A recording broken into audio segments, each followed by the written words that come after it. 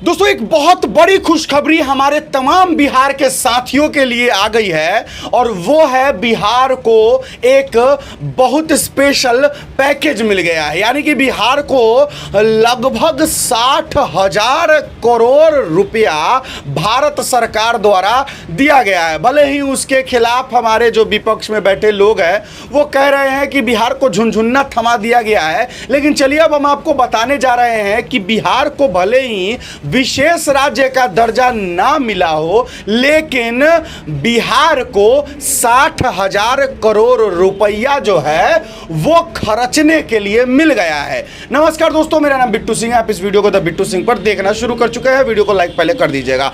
आते हैं चर्चा से, एकदम पूरा खुल के बात करते हैं और चर्चा करते हैं जो बजट 2024 में बिहार को मिला है। जैसे आपको पता होगा मेरे दोस्त की किसी भी देश को चलाने के लिए जो पैसे होते हैं उसका बजट बनाया जाता है, यानी कि कैसे कैसे पैसे को खर्चना है, किस सेक्टर में कहां कैसे पैसा को खर्चना है, उसका बजट तैयार किया जाता है। और बजट जो है हमारे देश का जो 2024 में आना चाहिए था वो आ चुका है और बिहार को मिला है लगभग 60,000 करोड़ रुपया खर्चने के लिए।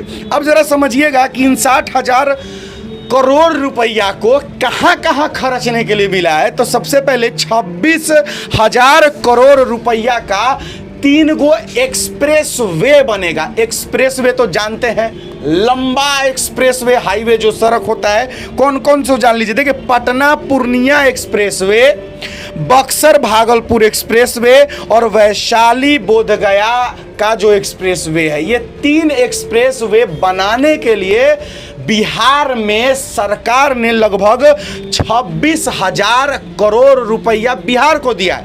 अब दूसरी नंबर बात, 21,000 करोड़ रुपया का 2400 मेगावाट का पावर प्लांट बनाने के लिए बिहार को भारत सरकार दिया है। यानी 21,000 करोड़ रुपया, यानी कि जो बिजली की कटौती हो जाती है कभी कभी 1-2 घंटा, अब समझिए कि वो भी नहीं होगा, क्योंकि सरकार ने 21,000 करोड़ रुपया बिजली पर खर्चने के लिए बिहार को दिया है कि बिजली को एकदम 24 घंटा कीजिए। अब भले विपिन सर मुखिया जी कहने लगे आकर के कि बिजली से क्या होता है, चाहे मतलब है कि खाली एगो बिजली की वजह से मोदी को फिर चौथा बार प्रधानमंत्री बना दे।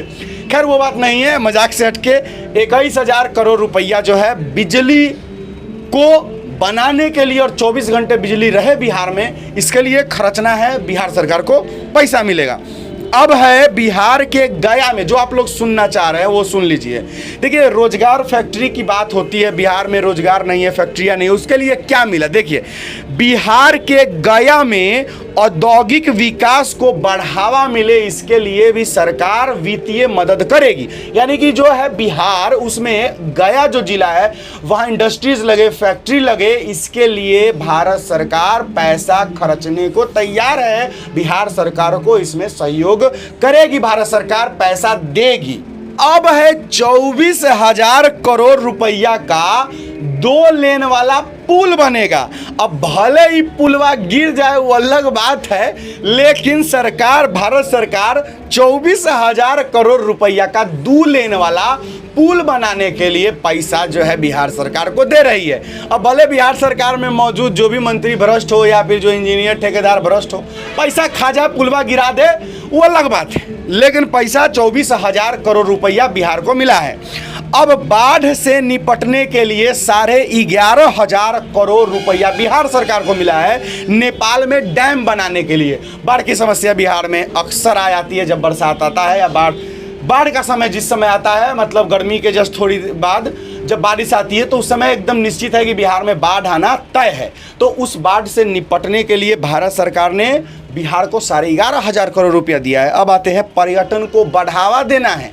कहनाम है भारत सरकार का कि बिहार में जो है राजगीर इतना अच्छा पर्यटन स्थल है, नालंदा विश्वविद्यालय है, पहाड़ है, बोध गया, फिर वैशाली, जितना जगह पर्यटन स्थल है जहां पर विदेशों से, अलग अलग प्रदेशों से लोग घूमने आते हैं बिहार में, उसको भी बढ़ावा देने के लिए भारत सरकार पैसा खर्चने को तैयार है कि आप पर्यटन स्थल को बढ़ावा दीजिए। देखिए, अगर बिहार में पर्यटन स्थल को बढ़ावा अगर दिया जाता है तो बिहार की तरक्की होगी।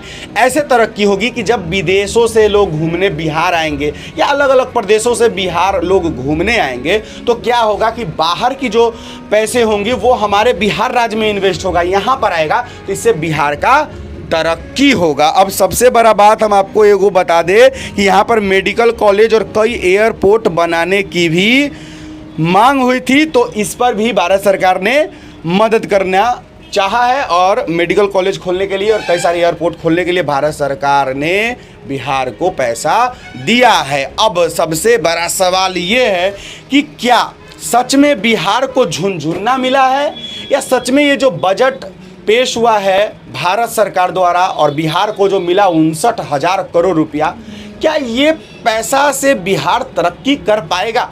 देखिए, सोचा जिस तरीके से गया है उस तरीके से तो तरक्की करेगा।